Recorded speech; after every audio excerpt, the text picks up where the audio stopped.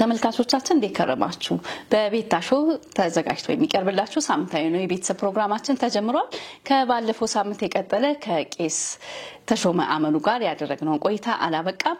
ከባለፈው ሳምንት የቀጠለው ቆይታችን አሁንም ይቀጥላል። አብራችሁ እንድትቆዩ በአክብሮት ጋበዝኩኝ። ቄስ እንግዲህ ባለፈው ሳምንት በውይይታችን በፍቺ ምክንያቶች ላይ ብዙ ተወያይተናል። ሌሎችንም ሐሳቦች አንስተናል። ግን ያቆምንበት በፍቺ ምክንያቶች ቤተጋቡ ሰዎች እንዴት አይነት ነገር ያሳልፋሉ፣ ለምን ለፍቺ ይዳረጋሉ የሚለውን አንስተናል። ዛሬ ደግሞ ከዛ የቀጠለ ጥያቄን ቀርብ ያለው ፍቺ እንደ ቤተሰብ ወይንም ደግሞ እንደገናም ደግሞ እንደ ቤተክርስቲያን የሚፈጥረው ተጽዕኖ ምንድነው ብለህ ትላለህ? አመሰግናለሁ። ባለፈው ስለ ፍቺ የፍቺ ምክንያቶች ምን እንደሆኑ በተለይም ያልተፈቱ ግጭቶች ለፍቺ ምክንያት እንደሆኑ ያለ መተማመን፣ የፍቅር ማጣት፣ እንደዚህ ያለ መተማመን እነዚህ ሁሉ ምክንያቶች እንደሆኑ አይተናል። በፍቺ ምክንያት የሚመጡ ጉዳቶች አንደኛ በተጋቢዎቹ መካከል በተለይም በሚፋቱት ባልና ሚስት መካከል ከፍተኛ የስነ ልቦና ቀውስ ይፈጥራል። በጣም የሚያሳምም ነው። ያማል። በጣም ብዙዎች ከተፋቱ በኋላ በጣም ደስታቸው ብዙዎች ይቀማል ብዬ አስባለሁ። ደሞም አንዳንዶቹ ጋር ገጠመኝም ስላለኝ ከተፋቱ በኋላ ሰየው የሚል ሰው አልገጠመኝም። እኔ በራሴ ያየሁት ከተፋቱ በኋላ በጣም እንደሚያዝኑ ሰምቻለሁ። ከዚህ ከፍቺ የተነሳ ደግሞ በልጆች ላይ የሚፈጠረው ተጽዕኖ ቀላል አይደለም። ምክንያቱም ቤተሰብ ሲለያይ፣ ባልና ሚስት ሲለያይ የቤተሰብ ኑሮ ነው የሚናጋው። በተለይም በልጆች ላይ የሚፈጥረው ስነ ልቦና ቀላል አይደለም። በትምህርታቸው ላይ በመንፈሳዊ ህይወታቸው ላይ የሚፈጥረው ምክንያቱም ቀላል አይደለም። ቤተሰብ ባልና ሚስት በቤታቸው ሞዴል ናቸው። ያ ሞዴል ነው የሚናጋው። ምክንያቱም አባታቸውን እናታቸውን እያዩ ነው ልጆች የሚያድጉ። ያ ግንኙነት ሲቋረጥ ወይም ሲለያዩ ያ ነገር ነው የሚናጋው። ያ ሞዴልነት ለቤታቸው ሞዴል ሆኖ መቀጠል ሲገባቸው ያ በልጆች ላይ የሚፈጥረው ተጽዕኖ ብዙ ነው። ከዛ ያለፈ ደግሞ ቤተሰብ ተበትኖ ጎዳና የሚወጡ ልጆች አሉ በፍቺ ምክንያት። ብዙዎችን ጎዳና ላይ ያሉትን ልጆች ብታዩ በፍቺ ምክንያት ነው አንዱ ጥለው። ምክንያቱም ባልና ሚስት ግጭታቸው የበዛ ሲሄድ ሲለያዩ ቤታቸውን ጥለው የሚወጡ በጣም ቁጥራቸው ብዙ ነው። ምናልባት በጥናት የተቀመጡ ነገሮች ሊኖሩ ይችላሉ። እኔ ስላላየሁ ነው እንጂ በዚህ በጋብቻ መፍረስ ምክንያት መንገድ ላይ ጎዳና ላይ የሚወጡ በጣም ብዙ ልጆች አሉ። ከዛም ባለፈ ማህበረሰቡ ነው የሚናገው። የማህበረሰብም ችግር ነው የሚሆነው። ተመልሶ የሁለት ሰዎች የባልና የሚስት ብቻ ሳይሆን የማህበረሰቡ ችግር ነው፣ የሀገርም ችግር ሆናል። ምክንያቱም እነዚህ ልጆች የሚጠብቃቸው የጠፋና ወደ ጎዳና ሲወጡ የማህበረሰብም ችግር ነው የሚሆነው፣ የትውልድም ችግር ነው የሚሆነው። ስለዚህ ፍቺ በጣም ብዙ መንፈሳዊ፣ ማህበራዊ እሴቶችን ሁሉ ነው የሚያናጋው እና ያን ስንመለከት በጣም በእውነት ብዙ ተጽዕኖ ይፈጥራል። እንግዲህ በፍቺ ምክንያት የሚከሰቱትን ብዙ መናገር ይቻላል። ቤተክርስቲያን ብዙ ጊዜ የቅድመ ጋብቻ ላይ ትምህርት ትሰጣለች እና ያ ብቻ በቂ ነው ብለህ ታስባለህ? ከዛስ በኋላ ከትዳር በኋላ ተጋቢዎች ትምህርት መውሰድ የለባቸውም ወይ? ቤተክርስቲያን ጋር ያለው የመመሪያ አለ አይደል? ለጋብቻ የሚሰጡ ትምህርቶች አሉና ያስ ከጊዜው አንፃር አፕዴት ተደርጎ ያውቃል ይደረጋል ወይ ብለህ ትላለህ? እንዴት ትገልጸዋለህ? ልክ ነው። ብዙ ጊዜ ቤተክርስቲያን የምታተኩረው ቅድመ ጋብቻ ላይ ነው። ለዛም የተዘጋጁ የማስተማሪያ ማኑዋሎች አሉ። በኋላ ላይ ግን የተጋቡትን ጥንዶችን የማስተማር ብዙ ጊዜ ኃላፊነቱ ለነሱ ነው የሚታው፣ ለባልና ለሚስት ነው የሚታው። ይሄ ግን በቂ አይደለም። መሆን ያለበት ግን ልክ እንደ ቅድመ ጋብቻው ራሱን የቻለ ስርዓትና አስተምሮ መኖር አለበት። ለምሳሌ በትዳር ውስጥ ለባለ ትዳሮች የሚያስፈልጉ ትምህርቶች አሉ። እንዴት ባልና ሚስት አብሮ ሊኖሩ እንደሚገባ፣ ያላቸውን ነገር እንዴት መጠቀም እንዳለባቸው፣ እንዴት ማገልገል እንዳለባቸው ቤተክርስቲያን፣ እንዴት ልጆቻቸውን ማሳደግ እንዳለባቸው፣ ልጆቻቸውን በመንፈሳዊ ሕይወት እንዴት ማሳደግ፣ ትዳራቸውን እንዴት አድርጎ ሊመሩ እንደሚገባ፣ ትዳራቸው እንዴት ጌታን የሚያሳይ ለሌሎች ደግሞ ምሳሌነት ያለው ሕይወት የሕይወት ጥራት እንዲኖረው ይሄ ማስተማር ያስፈልጋል። ከዛ ባሻገር ግጭቶች፣ የተለያዩ ነገሮች ሊፈቱ ስለማይችሉ በየቤተክርስቲያኑ የካውንስሊንግ ወይ የማማከር አገልግሎት በየማህበረ ምዕመናን መኖር አለበት። አንዱ የፓስተር ወይም የቀሳውስት ስራቸው ይሄ ነው፣ የጋብቻ ማማከር ነው። ምክንያቱም ተጋቢዎችን አዳዲስ ተጋቢዎችን ሆኑ በጋብቻ የቆዩትንም ጭምር ማስተማር ማማከር ያስፈልጋል። ትምህርት ያስፈልጋል። የጋብቻ ትምህርት ለተጋቢዎች ያስፈልጋል።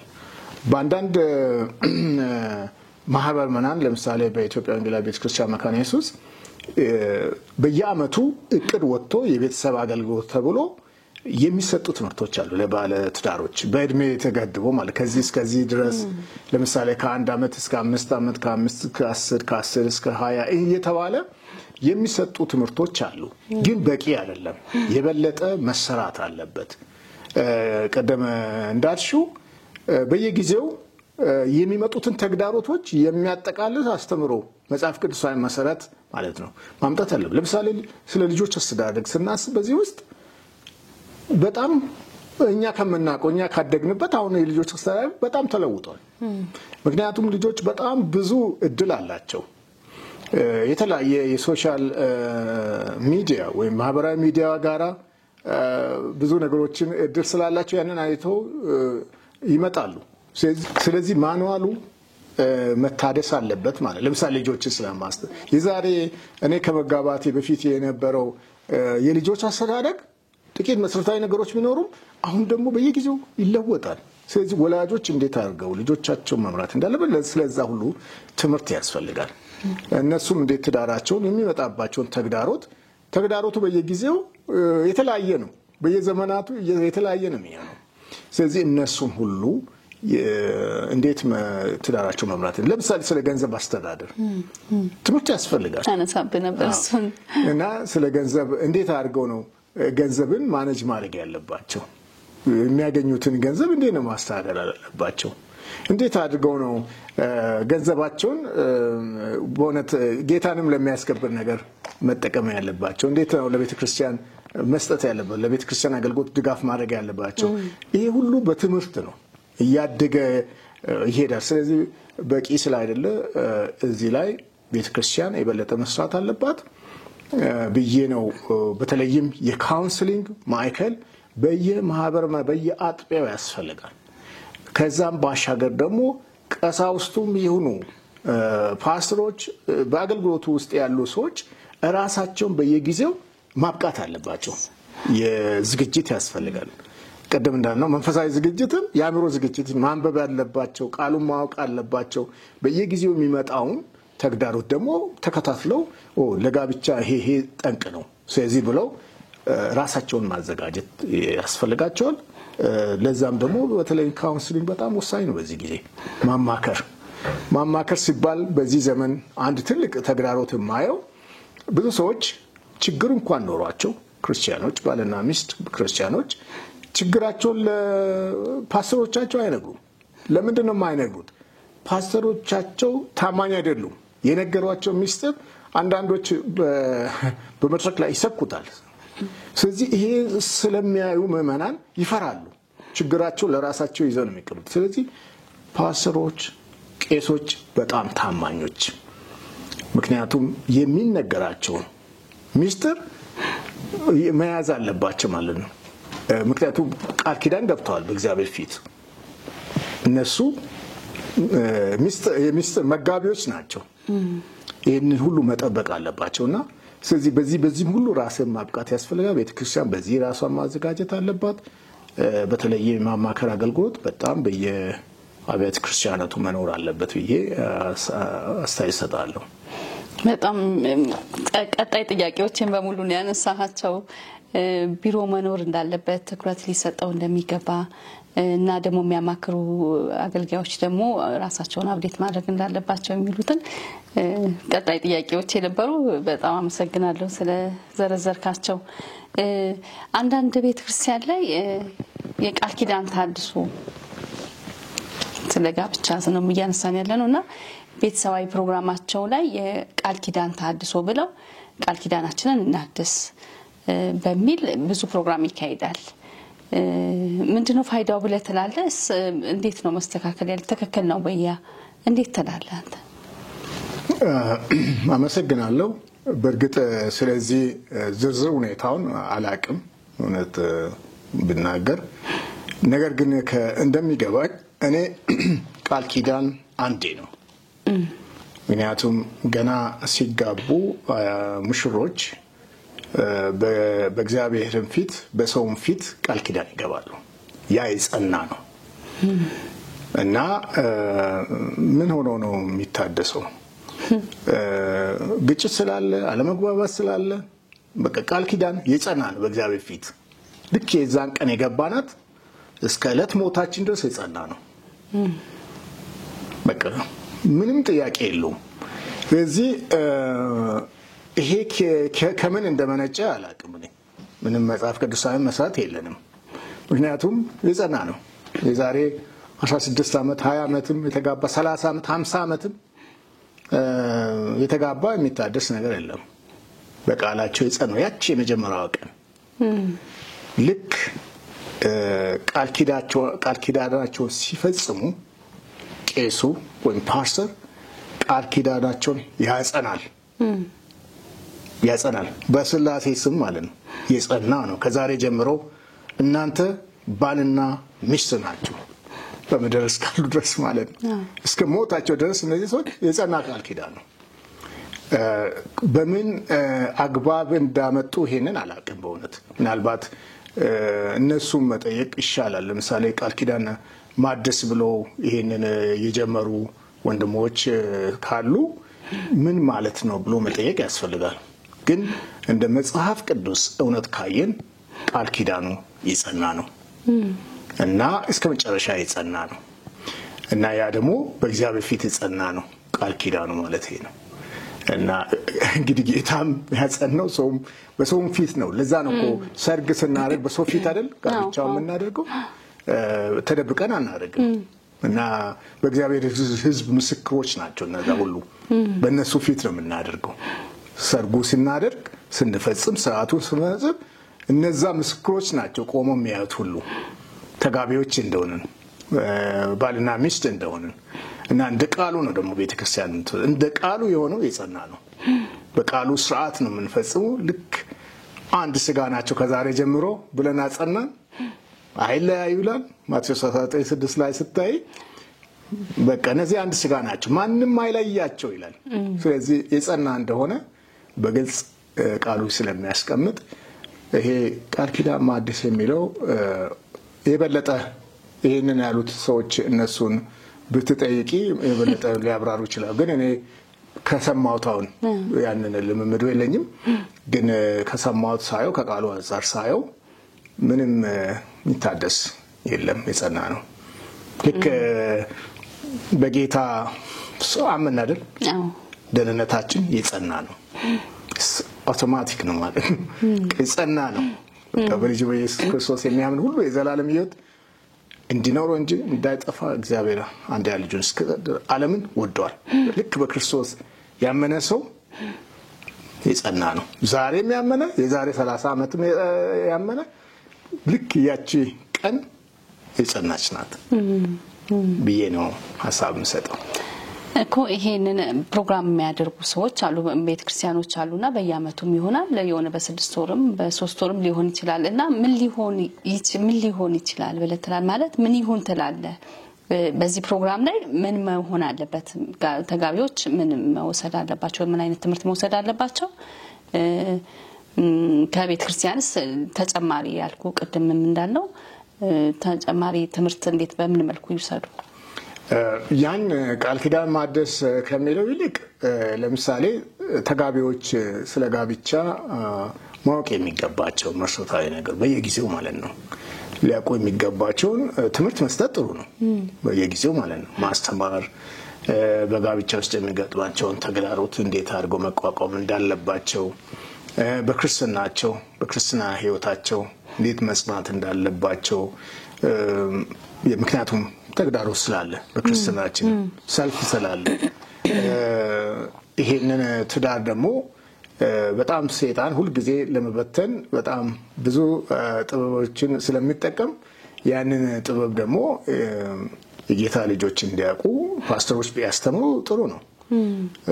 ማደስ ከሚለው ይልቅ ማለት ነው። ምናልባት ግጭት ያለባቸውን በግል ካውንስል በማድረግ ቀደም ያልኩትን ማለት ነው በማስ ደግሞ በብዛት ደግሞ ለማስተማር የጋብቻ መሰረታዊ ትምህርቶችን ማስተማር ስለ ልጆች አስተዳደግ ማስተማር ቢሆን የበለጠ የተሻለ ስራ መስራት ይቻላል ብዬ ነው ማስተያየት የምሰጠው። እንግዲህ ጋብቻ ስንል ባልና ሚስትን ብቻ አይደለም ተጋቢዎችን ብቻ አይደለም ልጆችም ከስር አሉ አሁን እንደገለጽከውና ልጆች እንዴት ይደጉ ቤተክርስቲያን ውስጥ እንዴት ማለት ብዙ ጊዜ የአገልጋይ ልጆች ወይ ደግሞ የክርስቲያን ልጆች ናቸው ወደ ዓለም የሚገቡት ይባላልና ይሄንን እንዴት ቤተክርስቲያን ታይዋለች? እንዴት ይደጉ በቤተክርስቲያን ውስጥ እንደ ወላጆቻቸውም እንደ አገልጋዩም አገልጋይ ለልጆቹ ምን መሆን አለበት? አንድ ክርስቲያንም ለልጆቹ እንዴት መሆን አለበት ብለህ ትላለህ? እንዴት ያሳድግ? ጥሩ ጥያቄ ነው። እንዳልሽው በዚህ ዘመን የአገልጋይ ልጆች ብዙውን ጊዜ የተረሱ እንደሆነ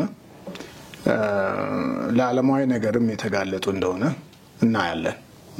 በጣም እንደውም በጣም አስቸጋሪ የሆኑ ልጆች ሆነው ተገኝተዋል። ብዙ አይተናል።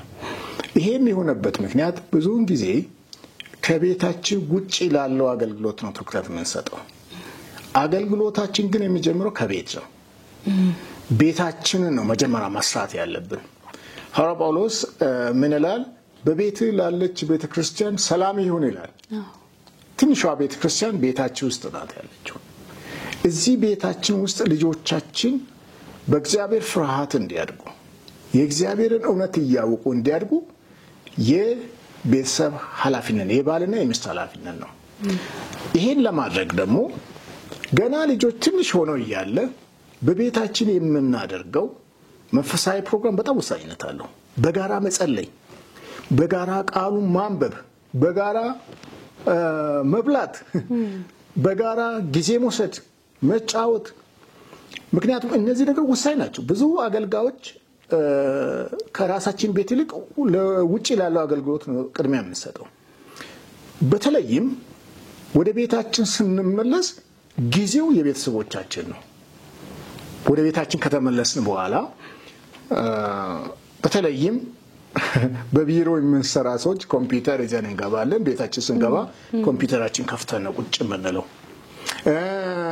ስልካችን ይዘን ነው ብዙ ቁጭ የምንለው ወይንም ረጅም ሰዓት ከቢሮም በኋላ ከመጣን የቢሮ ስራው በስልክ ነው ምንሰራው። ወደ ቤታችን ከመጣን ጊዜ የለንም ማለት ነው።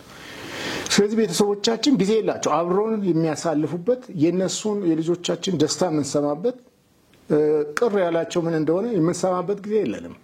ስለዚህ ለቤታችን ትልቅ ትኩረት መስጠት አለብን። በተለይም አገልጋዮች ቃሉን በማጥናት ቃሉን አብሮ በመጸለይ ይሄ ቤታችንን ስንሰራ ውጪው ይሰራል። ዛሬ የማህበረሰብ ችግር ከየት ነው መነሻው ብንል ቤት ነው። ምክንያቱም ቤት ያልተሰራ ነገር ውጪ ሊሰራ አይችልም። ስለዚህ ብዙዎቻችን ለቤተሰቦቻችን የምንሰጠው ጊዜ፣ ለሚስቶቻችን የምንሰጠው ጊዜ፣ ለባል የምንሰጠው ጊዜ፣ ለልጆቻችን የምንሰጠው ጊዜ በጣም የተወሰነ ነው። ከነሱ ላይ ነው የምንወስደው ማለት ነው። ብዙን እንደውም አንዳንድ ጊዜ የምንለው በቃ በጣም አገልግሎት በዛልኝ እንላለን። በጣም በውጪ 1 ወር ሙሉ 2 ወር ሙሉ 3 ወር ሙሉ የለንም ቤተሰቦቻችን ትተን። ይሄ በጣም አደጋ አለው። ስለዚህ በተለይም ወደ ቤት ስንመለስ ከልጆቻችን ጋር የሚኖረው መሰረታዊ መነጋገር ከልጆቻችን ጋር ቁጭ ብለን ትናንሽ እንኳን ቢሆኑ ይሰሙናል በጣም ሰዎች ናቸው። ትንሽ ናቸው እንጂ ሰዎች ናቸው። ስለዚህ ይሰሙናል። አይ ትንሽ ነው በደንብ ገና አልገባም ብንል አይሰራም። እስቲ እንዴት ነበር ዛሬ? ቀንሽ እንዴት ነበር? ቀንህ እንዴት ነበር? ትምህርት እንዴት ነበር ዛሬ? ይህ በጣም ትልቅ ዕድል ነው። አብሮ መጫወት ቁጭ ብሎ እንዴት ነበር ይነግሯቸው፣ ይነግሩሻል። ዛሬ ደስ አላለኝም ወይ ፈተና ካላቸው ይሁን እንዴት ነበር ፈተናችሁ ዛሬ? ጥሩ ነበር? ክላስ እንዴት ነበር? ደስተኛ ነበራችሁ? ይነግሩናል። አይ ዛሬ ደስ አላለኝም አዝኛለሁ ይሉናል። ዛሬ በጣም ደስተኛ ሆኛለሁ ይሉሻል። ስለዚህ እነሱን መስማት፣ ለነሱ ጊዜ መስጠት በቤታችን ላለች ቤተክርስቲያን የመጀመሪያው ስፍራ ያ ነው። አብረን የምንጸልይ ከሆነ አብረን የምንመክር ከሆነ ቤታችን ደስተኛ ነው የሚሆነው። በጣም መሰረታዊ ናቸው እነዚህ። የቤተሰብ ጸሎት ወሳኝ ነው። ቤተሰብ አብሮ ቃሉን የማንበብ በጣም ወሳኝ ነው። ልጆቻችን ደግሞ የቤታችን ነጸብራቅ ናቸው። ውጪ ቤታችን ያልሰራናቸው ልጆች ውጪ እኛን ነው የሚያሳዩት። የኛን ህይወት ነው። በመልካም ምስክርነት ልጆቻችን ውጪ እንዲታዩ ከፈለግ ቤታችን ውስጥ ነው መስራት ያለብን እንጂ ብዙውን ጊዜ እኛ ካላዝን ሌላ የሚያሳድግልን ሰው አለ። ትምህርት ቤት አለ፣ ማህበራዊ ሚዲያው አለ፣ ጓደኞች አሉ፣ ፒር ፕሬሸር አለ። እዛ በደንብ ነው ትምሏቸው። ወደ ቤት ሲመጡ እነዚህን ሁሉ ከውስጣቸው ምናወጣው አብረን በሚኖረን ህብረት ነው፣ አብረን በሚኖረን ምክክር ነው። ስለዚህ ብዙውን ጊዜ ምንድነው የምናስበው? በቃ ቤተክርስቲያን እንድታሳድግልን እሁድ የሚኖረው የእሁድ ትምህርት ቤት አለ አይደል? ህፃን እሱ ላይ ትኩረት እናደርግና በቃ ለነሱ ሰተናቸው እንተዋለን። ስለዚህ ልጆቹ በሳምንት ሙሉ ሲደክማቸው ከርሙና እሁድ ሲሄዱ ምናልባት ለአንድ ሰዓት ወይ 30 ደቂቃ እዚያ አስተምሯቸው በሱ እንዲኖሩ ነው የምንፈልገው። ስለዚህ ልጆቻችን የተራቡ እንዳይሆኑ መንፈሳዊ ረሃብ እንድንጸልይላቸው ከልጅነት ጀምሮ ያስፈልጋል ማለት ነው። በምክርም ማሳደግ ይፈልጋል። ስለዚህ በተለይ ብዙ አገልጋዮች ቤታችን የተውን ይመስላል እና ያ በጣም ወሳኝ ነው። ቤታችን ልጆቻችን የቤታችን ነጸብራቅ ናቸው። ይሄ ምንም ግልጽና ግልጽ ነው። አመሰግናለሁ ቄስ። አንድ ጥያቄ መጨረሻ ጥያቄያችን ላይ ነው ያለው። እንዳልከው አሁን አገልጋይ ቤተክርስቲያን ትልካለች ወደ አገልግሎት ወደ ተለያየ ስፍራ። በዚህ ጊዜ በዚህ ቆይታቸው ቤተሰብ ይበደላል ማለት ረጅም ጊዜ ስለሚያሳልፉ ቤተክርስቲያን ምን ማድረግ አለባት የሚለው ላይ እንመጣለን። ሌላው ደግሞ ቤተክርስቲያን እንዴት ነው የዘመኑን ተግዳሮት ለመቋቋም እየተዘጋጀች እየሰራች ያለችው? አሁን ዓለማችን ላይ ብዙ ችግር አለ ማለት ቤተክርስቲያን ውስጥ ሰርጾ እየገባ ያለ እዚህኛ ጋር አልደረሰም እንጂ ምናልባትም ገብቶ ይሆናል አናውቅም። ውጭ ሀገር ግን ቤተክርስቲያን ውስጥ ነው ተመሳሳይ ጾታ ጋብቻ እየተፈጸመ ያለው። ጾታ ቅየራ አለ እና ቤተክርስቲያን ውስጥ ነው ይሄ እየተካሄደ ያለውና እንዴት ነው ቤተክርስቲያን ለዚህ ነገር ራሷ እንዴት ታዘጋጅ ብለህ ትላለህ? ወይስ እየተዘጋጀች ነው ወይስ እንዴት ታዘጋጅ? ጥሩ ጥያቄ ነው። በዚህ ዘመን ቤተክርስቲያን ከፍተኛ የሆነ ተግዳሮት ነው ያለባት።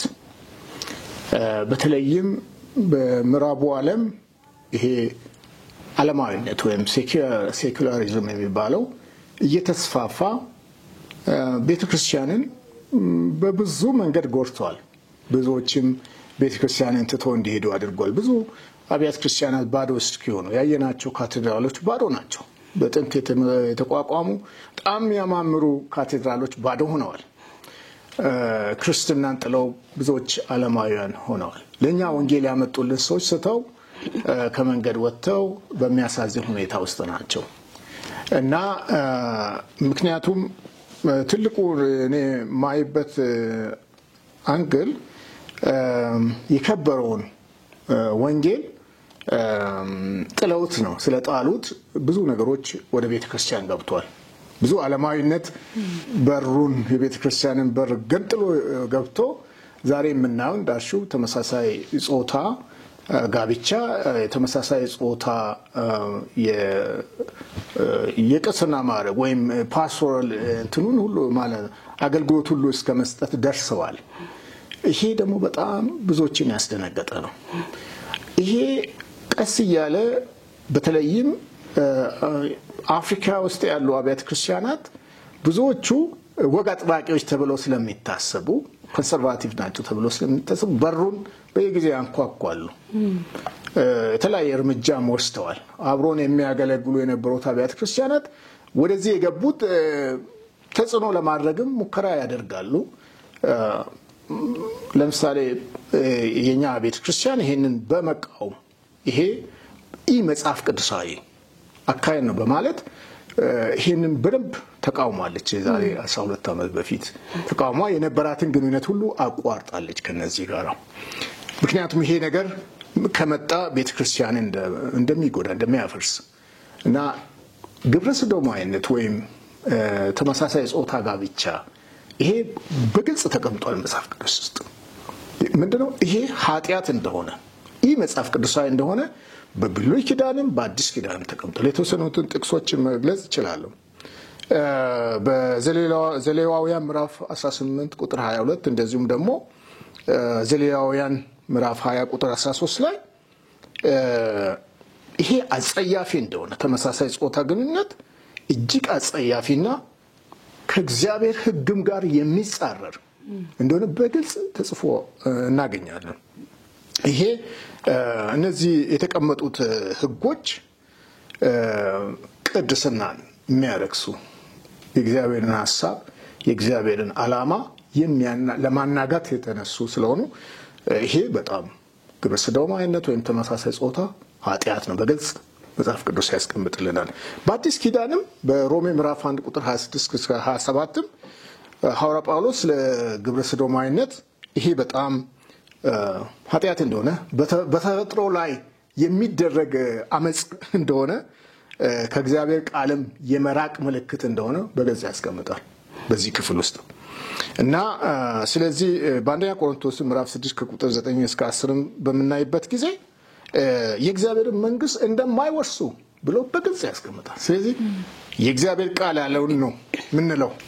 ይሄን አይነት ልምምድ ያላቸው ሰዎች ካሉ የሚታወቅ ከሆነ በንስሐ እንዲመለሱ መርዳት ያስፈልጋል ማለት ነው። ከዚህ ውስጥ እንዲወጡ ከዚህ አይነት ልምምድ ውስጥ እንዲወጡ በንስሐ ወደ ጌታ እንዲመለሱ ቤተክርስቲያን ያንን ጥሪ ታደርጋለች ካሉ ማለት በስውርም የሚለማመዱ ካሉ። ስለዚህ ይሄንን በጽኑ ቤተክርስቲያን ትቃወማለች ለማለት ነው። አመሰግናለሁ ቄስ። እዚህ ስቱዲዮ ተገኝተ በጣም ፈቃደኛ ሆነ ካለ ጊዜ ላይ ሰተ አብረህን ስለሆንክ በጣም ነው ማመሰግነው። መጨረሻ ላይ የምታስተላልፈው መልእክት ካለ የመጨረሻ አንድ ድል ስጥ። እኔም በጣም አመሰግናለሁ ስላገኘሁት እድል። እግዚአብሔር ይባርክሽ። አመሰግናለሁ። ጂኤምኤም እንደዚሁም ደግሞ የቤታ ሾው ይህንን ቃለ መጠይቅ ስላደረገልኝ አመሰግናለሁ። እንግዲህ ቀደም በመግቢያው ላይ እንዳልን ጋብቻ በእግዚአብሔር የተቋቋመ ቅዱስ ቃል ኪዳን እንደሆነ በአንድ ወንድና በአንዲት ሴት መካከል የሚፈጸም ቃል ኪዳን እንደሆነ ይሄ በግልጽ ያው መታወቅ አለበት ማለት ነው። ይሄ የምንለበት ምክንያት አሁን የሚባሉትን ሁሉ የሚጻረር በቃ ከሱ በተቃራኒ ቃሉ የሚለውን ነው የምንለው እና እግዚአብሔር ወንድና ሴት አድርጎ እንደፈጠረ በመልኩ በምሳሌው እንደፈጠረ ጋብቻ ቅዱስ እንደሆነ በአንዲት ሴትና በአንድ ወንድ መካከል የሚደረግ እንደሆነ ስለዚህ በተለይም ይሄ ድርብ ጋብቻን ሌሎችን ሁሉ ከዚህ ጋር ተጻራሪ ናቸው ማለት ነው። ይሄ መሰረታዊ አስተምሮ ነው የቤተክርስቲያን። ቤተክርስቲያን ይሄንን ሁሉ ጊዜ ይዛ ልትቀጥል የሚገባ ዘመን ዘለል እውነት ነው። ይሄንን ዘመን ዘለል እውነት ቤተክርስቲያን ማስተማር አለባት። በስመ ዘመናዊነት ያለን አስተምሮ እንዳይናድ ያለን አስተምሮ እንዳይበረዝ ቤተክርስቲያን ይሄንን እውነት መጠበቅ ይገባታል። አገልጋዮቿ ደግሞ ለዚህ ታማኝ መሆን አለብን ማለት ነው። የምናገለግል ታማኞች ሆነን የራሳችንን ህይወት የራሳችንን ትዳር በምሳሌነት ለሌሎች የሚያበራ ትዳር ምሳሌ የሚሆን ትዳር እንዲሆን በተለይም መሪዎች አገልጋዮች በዚህ ላይ ምሳሌ ሆነን እንድንቀጥል አበረታታለሁ። ስለተሰጠኝ እድል አመሰግናለሁ። እግዚአብሔር ይባርካችሁ። እሺ እኔም አመሰግናለሁ በጣም ቄስ። ተመልካቾቻችን ከቄስ ተሾመ አመኑ ጋር የኢትዮጵያ ወንጌላዊት ቤተክርስቲያን መካነ ኢየሱስ ጠቅላይ ጻፊ ጋር ያደረግነው ቆይታ በዚያ አብቅቷል። ሳምንት በሌላ ፕሮግራም እንገናኛለን። እስከዚያው ሰላም ሁኑ።